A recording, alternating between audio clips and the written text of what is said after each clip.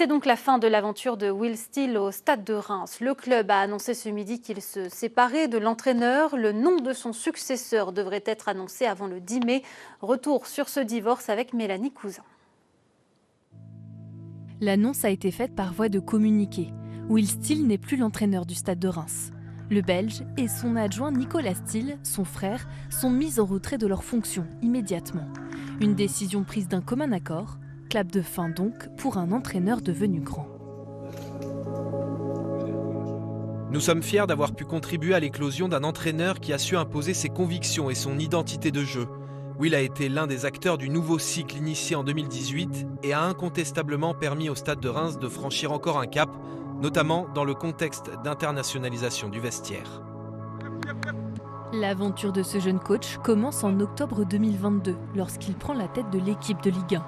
Âgé de 29 ans, il est à l'époque adjoint d'Oscar Garcia. Il n'a pas encore de diplôme d'entraîneur.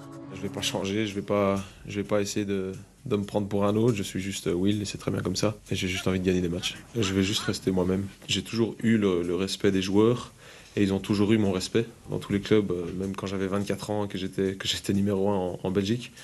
J'ai jamais eu de problème à ce niveau-là. J'ai jamais eu de problème à repasser numéro 2. Will Steele fait rapidement ses armes et séduit les supporters des Rouges et Blancs grâce à ses performances.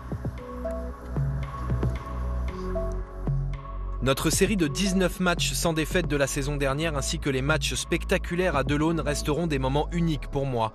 Delaune et la Champagne auront toujours une place particulière dans ma vie et je resterai le premier supporter des Rouges et Blancs. Un départ anticipé étonnant, d'autant que Will Steele était lié au club jusqu'en 2025.